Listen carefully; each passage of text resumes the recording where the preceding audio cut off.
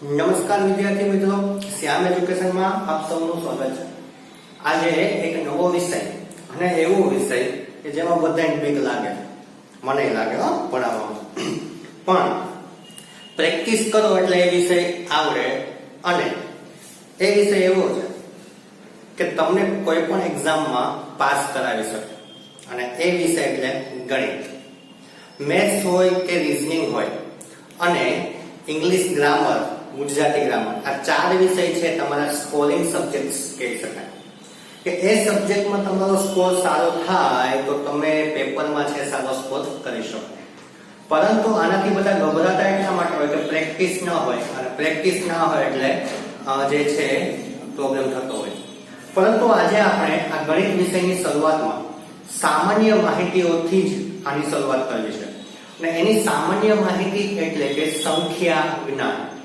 હવે સંખ્યા જ્ઞાનની અંદર સંખ્યા પદ્ધતિમાં સંખ્યાઓ જે આપણી છે એટલે કે આંકડાઓ છે, 0 1 2 છે, માઇનસ છે, રૂટની અંદર હોય, અંશ છેદમાં બતાવેલા હોય, આ તમામ વસ્તુમાં દરેકને કંઈક અલગ અલગ નામથી ઓળખવામાં આવે છે। દરેકને એક ચોક્કસ વિભાગની અંદર મૂકવામાં આવેલી છે આ જે કિંમતો છે એને। તો એ કઈ કિંમતને કયા નામથી ઓળખવામાં આવે છે અને શા માટે, એ બધી ચર્ચા આજે આપણે આ લેક્ચરમાં કરવાના છીએ। તો પહેલો પોઈન્ટ આપણે છે સંખ્યાના પ્રકાર। સંખ્યાના કુલ આમ જો તો 10 પ્રકાર થાય છે, ચોક્કસ એવું 10 જ એવું ના કહી શકાય, પણ આપણે અહીંયા 10 પ્રકારની અલગ અલગ સંખ્યાની ચર્ચા કરવાની છે। હવે એની અંદર પ્રથમ પ્રકારની જે ચર્ચા છે એ પ્રાકૃતિક સંખ્યાની વાત છે। હવે પ્રાકૃતિક સંખ્યા કોને કહેવાય?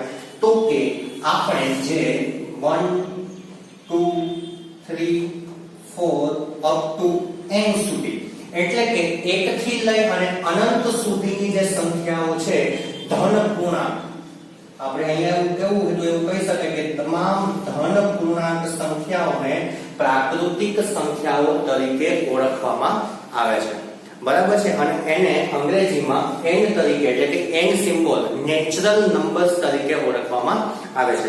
ત્યાર પછીનો બીજું છે પૂર્ણ સંખ્યા। હવે પૂર્ણ સંખ્યા એટલે શું? તો કે તમામ પ્રાકૃતિક સંખ્યા છે 1 2 3 4 અપ ટુ n, અને એની સાથે જ્યારે 0 જોડાય એટલે કે 0 ની ગણતરી કરી તો આ જે સંખ્યાઓ બને છે એને પૂર્ણ સંખ્યા, હોલ નંબર્સ તરીકે ઓળખવામાં આવે છે। ત્યાર પછીની છે પૂર્ણાંક સંખ્યા। તો પૂર્ણાંક સંખ્યા એટલે શું? તો કે આ જે પૂર્ણ સંખ્યા છે એ તો લેવાની છે, એટલે કે 0 1 2 3 4 અપ ટુ n સુધી, અને સાથે સાથે -1 -2 -3 અપ ટુ n સુધી માઇનસ, બરાબર। એટલે કે પૂર્ણાંક સંખ્યા કેવી હોય તો કોને કહેવાય? તો કે તમામ ધન પૂર્ણાંક, તમામ ઋણ પૂર્ણાંક અને શૂન્ય જેમાં સમાવેશ થતો હોય એવી સંખ્યાઓને પૂર્ણાંક સંખ્યા તરીકે ઓળખવામાં આવે છે। હવે આની અંદર શું હશે કે 0 પણ હશે, તમામ ધન પૂર્ણાંક અનંત સુધી, ઇન્ફાઇનાઇટ સુધી, અને ત્યાર પછી છે નેગેટિવની અંદર ઋણ સંખ્યાઓ -1 થી લઈ અને અનંત માઇનસ સુધીની સંખ્યા છે એનો સમાવેશ થશે। હવે બીજી એક વસ્તુ અહીંયા એ ધ્યાન રાખવાની કે ધન પૂર્ણાંકમાં જેમ આંકડો મોટો એમ એની વેલ્યુ મોટી। શું? ધન પૂર્ણાંકમાં જેમ આંકડો મોટો એમ એની વેલ્યુ મોટી, જ્યારે ઋણ પૂર્ણાંકમાં જેમ આંકડો મોટો એમ એની વેલ્યુ નાની। સમજાવું છું એક્ઝામ્પલથી। દાખલા તરીકે હું 50 લખું અને 35 લખું, તો 50 અને 35 છે એમાંથી મોટા કોણ? તો કે 50 છે મોટા અને 35 છે એ નાના।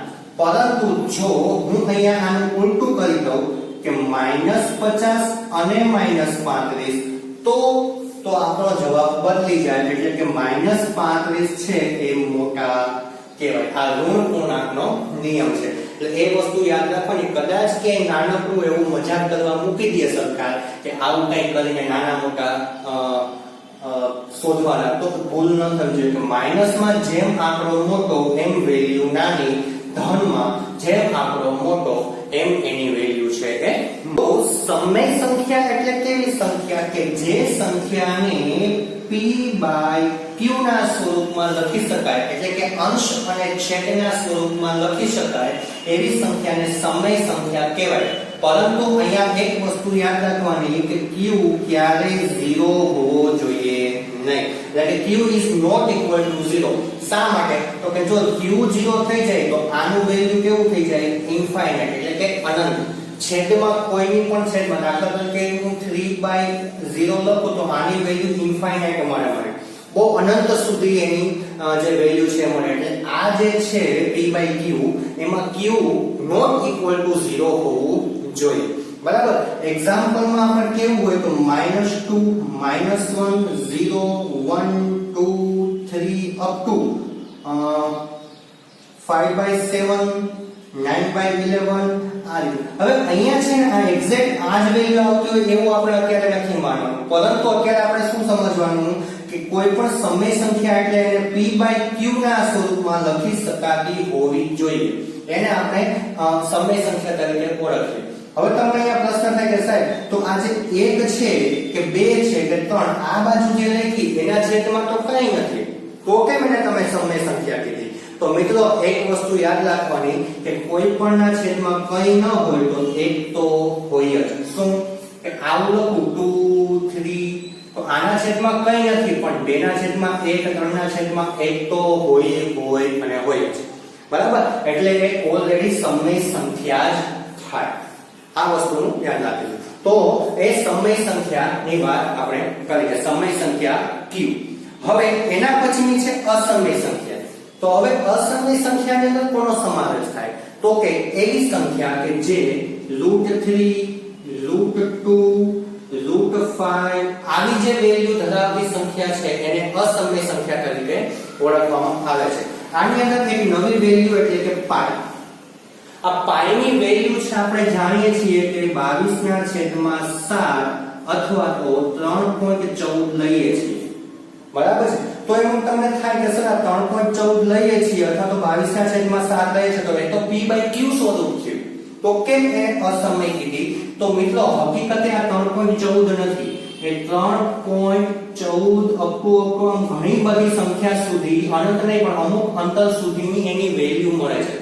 પરંતુ આપણે ગણિતની અંદર સરળતા માટે સરળ જવાબ માટે એની વેલ્યુ 3.14 તરીકે લઈ લીધેલી છે. બરાબર. એટલા માટે આ જે છે એ અસમય સંખ્યા છે. સરકારનો ફેવરિટ પ્રશ્ન છે કે પાઈ આપેલો હોય અને પૂછે કે પાઈ એ નીચેનામાંથી કઈ સંખ્યા છે, તો યાદ રાખવાનું કે સમય સંખ્યા છે. એવું પણ પૂછે કે નીચેનામાંથી અસમય સંખ્યા. બરાબર. નીચેનામાંથી અસમય સંખ્યા શોધો અને ઓપ્શનમાં તમને પાઈ આપેલો હોય તો એ પાઈ છે એ અસમય સંખ્યા છે. બરાબર. હવે તમારે મને એક આન્સર કમેન્ટમાં મૂકવાનો છે કે પાઈ દિવસ અથવા તો પાઈ ડે કઈ તારીખે ઉજવવામાં આવે છે? ચલો થોડું જીકે પણ આવી જાય વચ્ચે. એટલે કે પાઈ દિવસ છે ક્યારે ઉજવવામાં આવે છે એ વસ્તુ હું તમારે મને કમેન્ટમાં જણાવવાની છે. આગળ વધીએ. વાસ્તવિક સંખ્યા જેને રેશનલ નંબર તરીકે ઓળખવામાં રિયલ નંબર તરીકે ઓળખવામાં આવે. હવે વાસ્તવિક સંખ્યા એટલે શું? તો કે આ જેટલી સંખ્યાઓ આપણે અહીંયા જોઈ એ બધી જ સંખ્યા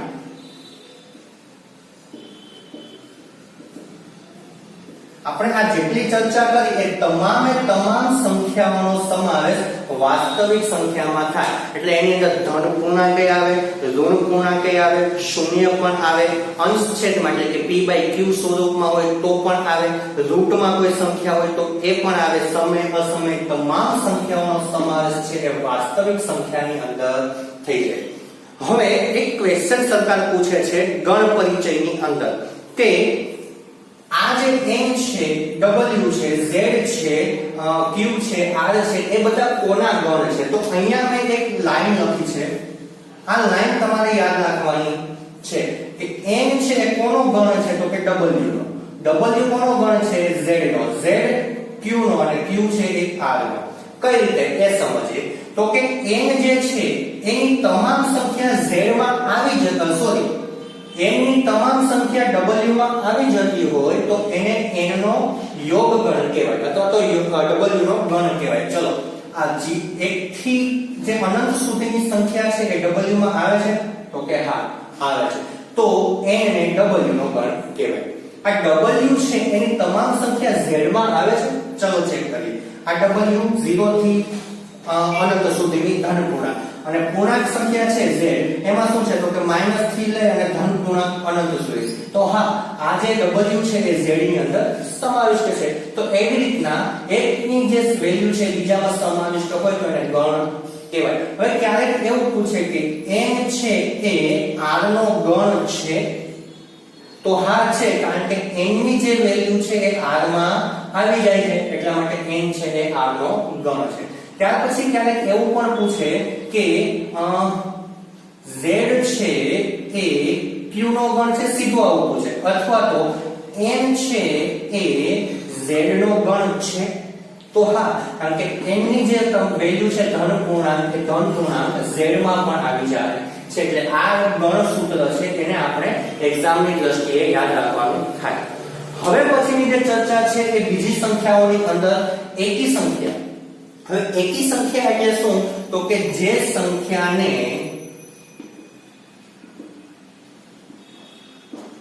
બે વડે ભાગી ન શકાય. જે સંખ્યાને બે વડે ભાગી ન શકાય એવી સંખ્યાને કેવી સંખ્યા કહેવાય? એકી સંખ્યા કહેવાય.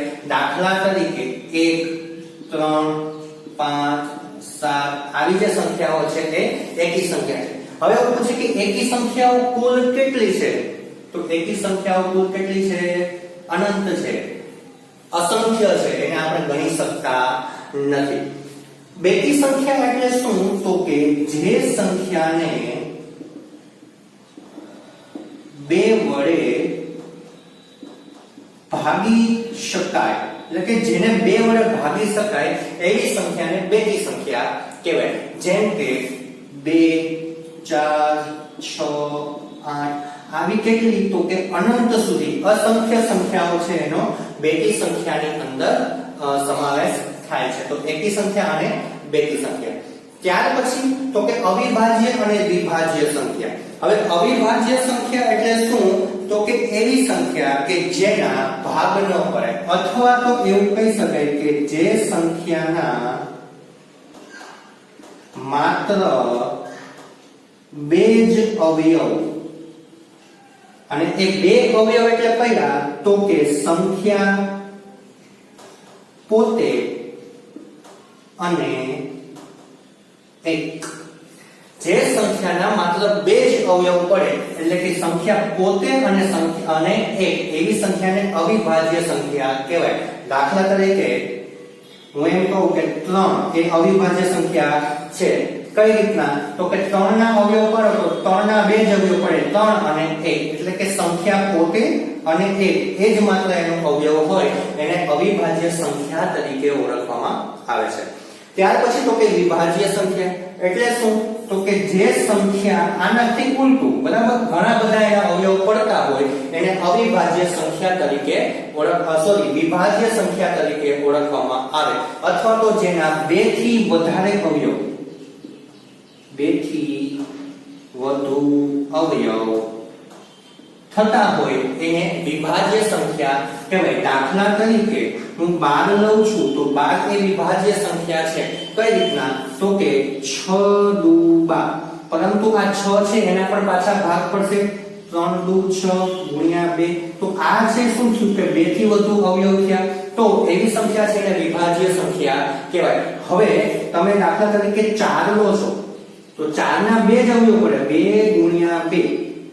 તો તમે એવું કહો કે સાહેબ તમે એવું કહો કે 2 થી વધારે અવયવ પડે છે તો અહીંયા 2 જ પડ્યા તો એને વિભાજ્ય કહેવાય? હા, એને વિભાજ્ય કહેવાય. પરંતુ જ્યારે સંખ્યા પોતે અને એક એ જ જો એનું વિભાજન કરી શકતું હોય અથવા તો એ જ એના અવયવ હોય તો જ એને અવિભાજ્ય સંખ્યા કહેવાય. બાકી ભલે 2 અવયવ પડતા હોય પરંતુ એ સંખ્યાના 2 અલગ અલગ ભાગ પડી શકતા હોવા જોઈએ. દાખલા તરીકે અહીંયા 6 છે તો 6 ના તમે ખાલી ભાગ પાડો તો 3 ગુણ્યા 2 છે, ભલે 2 છે પરંતુ એ સંખ્યા પોતે અથવા તો એક એવું નથી. બંને અલગ જ એના અવયવ પડે છે એટલે એવી સંખ્યા છે એને કેવી સંખ્યા કહેવાશે? વિભાજ્ય સંખ્યા તરીકે ઓળખવામાં આવે છે. ઓકે, તો આપણે આ જે છે સંખ્યાના પ્રકારની ચર્ચા કરી લીધી. હવે આ સંખ્યાના પ્રકારને આધારે સરકાર આપણને ઘણી વખત નાના એક માર્કના પ્રશ્ન પૂછી લે છે, બરાબર? કે એક માર્કના પ્રશ્ન અને એવા પ્રશ્ન હોય કે બહુ એકદમ ઈઝી હોય, થોડું કન્સેપ્ટ તમે લગાવો અથવા તો થોડું વિચારો, 2 કે 3 સેકન્ડના વિચારમાં જ તમે એનો જવાબ આપી શકતા હો છો. તો જોઈએ એક પ્રશ્ન કે સૌથી નાની અવિભાજ્ય સંખ્યા કઈ? ચલો અવિભાજ્યમાં આવી જાઓ. હવે અવિભાજ્ય સંખ્યા છે એનું તમે લિસ્ટ બનાવો તો શું થાય? પેલા શરૂઆતથી કરો તો 2 છે અવિભાજ્ય છે, ત્યાર પછી 3 છે અવિભાજ્ય છે, 4 વિભાજ્ય છે, 5 7 આ રીતના તમે જાઓ તો એક અવિભાજ્ય સંખ્યા તમને મળે કે આ જે સંખ્યા છે એના માત્ર ને માત્ર 2 જ અવયવ મળે, એ સંખ્યા પોતે અને 1, બીજો કોઈ એનો અવયવ મળતો નથી. તો હવે અહીંયા આની અંદર વિચારો તો સૌથી નાની અવિભાજ્ય સંખ્યા કઈ કહેવાય? તો કે 2. હવે એક્ઝામમાં તમને ભૂલ કરાવવા માટે એકડો આપશે ઓપ્શનમાં, પણ એક છે એ કેવી છે? તો કે એ એક છે એ વિભાજ્ય પણ નથી અને અવિભાજ્ય પણ નથી, બરાબર? એટલે ભૂલ ન થાય એવું ખાસ ધ્યાન રાખવાનું. હવે 2 3 5 7 આમ અનંત સુધી અવિભાજ્ય સંખ્યા છે, પરંતુ આપણને સૌથી નાની અવિભાજ્ય પૂછી છે, તો સૌથી નાની અવિભાજ્ય સંખ્યા કઈ થાય? 2 થશે. ત્યાર પછી એ પૂછે કે સૌથી નાની એકી અવિભાજ્ય, એ સંખ્યા એકી પણ હોવી જોઈએ અને એ સંખ્યા છે એ અવિભાજ્ય પણ હોવી જોઈએ, બરાબર છે?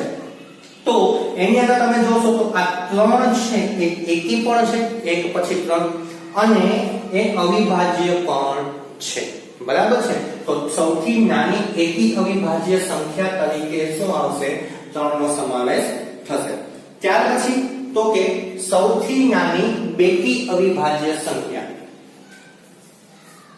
સૌથી નાની બેકી અવિભાજ્ય સંખ્યા. હવે બેકી પણ હોવી જોઈએ અને અવિભાજ્ય પણ હોવી જોઈએ. તો સૌથી નાની અવિભાજ્ય સંખ્યા આપણે જોઈ કે એ 2 છે, પરંતુ બેકી સંખ્યા લખીએ 2 4 6 8, તો એમાં સૌથી નાની બેકી અવિભાજ્ય કઈ થશે?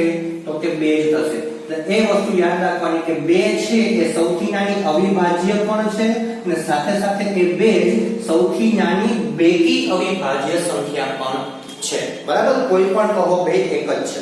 ત્યાર પછી તો કે સૌથી નાની વિભાજ્ય સંખ્યા. હવે વિભાજ્ય સંખ્યા એટલે શું? આપણે જોયું કે જેના 2 થી વધારે અવયવ પડતા હોય એને વિભાજ્ય કહેવાય, પરંતુ આપણને એવું કીધું છે કે સૌથી નાની. પહેલા આપણે વિભાજ્ય સંખ્યા લખીએ તો સૌથી પહેલા 4 છે, ત્યાર પછી 6 9 12 આવી જે છે વિભાજ્ય સંખ્યા કહેવાય.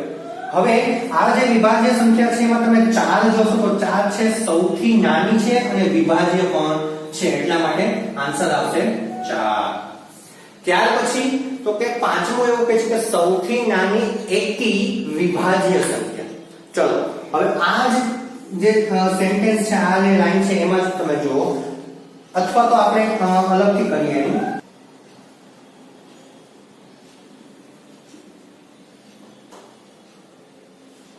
ચલો 1 થી 0 સુધીની સંખ્યા આપણે લખીએ. હવે શું પૂછ્યું છે આપણને? વિભાજ્ય સંખ્યા, સોરી એકી સંખ્યા પૂછી છે, બરાબર? તો એકી સંખ્યા કઈ કઈ છે? તો કે 1 3 5 7 અને 9 આ એકી સંખ્યા છે, બરાબર? હવે એ એકી સંખ્યામાંથી આપણને વિભાજ્ય પૂછી જાય. વિભાજ્ય એટલે શું? તો કે જેના અવયવ પડી શકતા હોય એને વિભાજ્ય કહેવાય. ચલો 1 ના અવયવ પડે ના, 3 ના તો કે ના, 3 અને 1 એ પોતે, 5 ના તો કે ના, 7 તો કે એના પણ ન પડે, પરંતુ 9 છે તો એના અવયવ પડશે. શું? તો કે 3 ગુણ્યા 3 9, એટલે કે 3 તેરી 9 એના અવયવ પડ્યા. તો સૌથી નાની વિભાજ્ય સંખ્યા કઈ થઈ? 9. આપણો આન્સર આવી ગયો, બરાબર છે? ત્યાર પછી તો કે સૌથી નાની બેકી અને એ વિભાજ્ય હોવી જોઈએ. ચલો આની અંદર જોઈએ. પહેલા આપણે બેકી સંખ્યા જોઈએ તો કે 2 4 6 8, બરાબર? તો એ કેવી છે? બેકી સંખ્યા છે. હવે એમાં શું કીધું છે કે સૌથી નાની બેકી સંખ્યા. ચલો સૌથી નાની બેકી સંખ્યા કે તો શું આવશે? 2.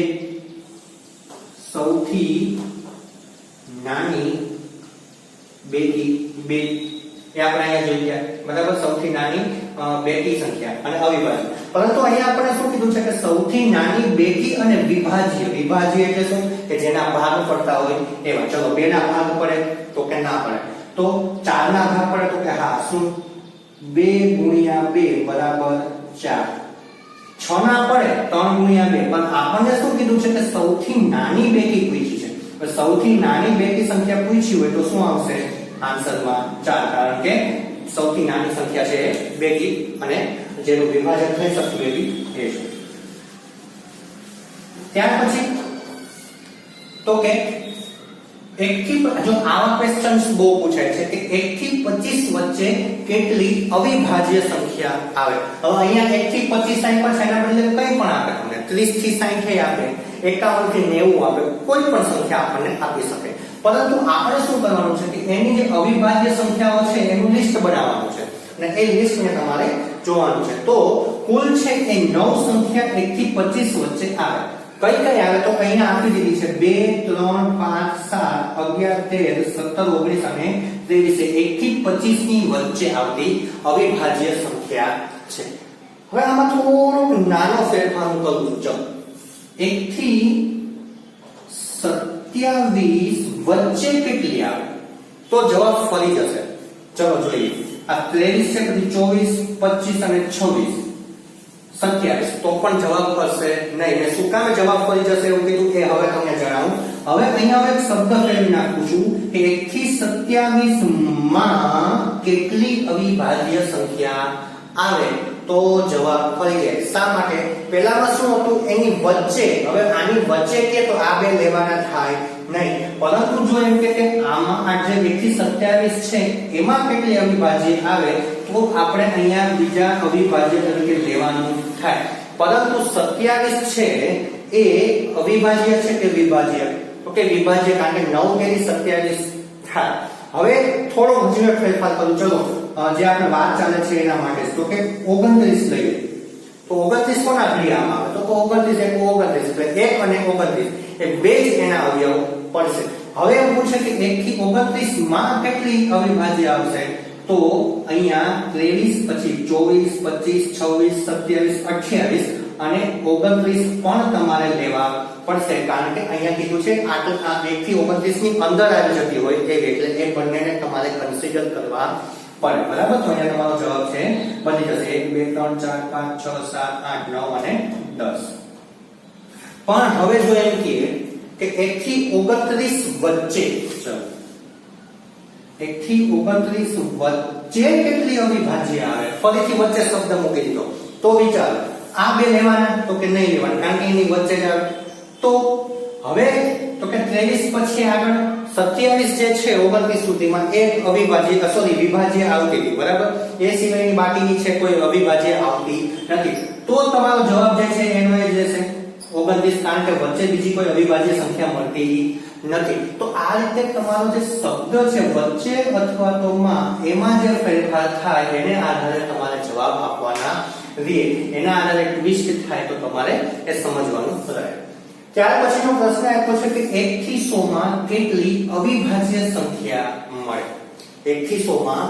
કેટલી અવિભાજ્ય સંખ્યા મળે હવે મેં અહીંયા તમને આન્સર આપી દીધો છે 25 તમારે શું કરવાનું છે તો કે પહેલા તમારે 1 થી 25 માં જેટલી અવિભાજ્ય સંખ્યા આવતી હોય ને એનું લિસ્ટ તમારે પેપરમાં કરવાનું છે બુકમાં લખવાની છે પછી ગણવાની છે કે કેટલી થાય છે બરાબર પછી ચેક કરવાનું કે શું ખરેખર 25 થાય છે કે મારી કઈ ભૂલ છે તો વિચારજો બરાબર કે 25 સંખ્યા થાય છે કે નથી થતી આ જે છે 1 થી 100 માં 25 અવિભાજ્ય સંખ્યા મળે છે તમને મળવી જોઈએ આ જે છે તમારે જાતે કરવાનું છે જો આમાં કઈ ન ખબર પડે તો કમેન્ટ કરજો કમેન્ટ બોક્સ ની અંદર બરાબર તો હું તમને એનો ઉત્તર આપીશ કે કઈ કઈ સંખ્યા આની અંદર આવશે પરંતુ પહેલા તમારે એનો પ્રયાસ કરવાનો છે 1 થી 100 માં કેટલી અવિભાજ્ય સંખ્યા મળશે એનું લિસ્ટ તમારે જાતે બનાવવાનું છે તો આજે આપણે આ પહેલા લેક્ચરની અંદર સામાન્ય સંખ્યા પદ્ધતિની માહિતી જે છે એ મેળવી લીધી કે સંખ્યાઓ છે એને કયા નામથી ઓળખવામાં આવે છે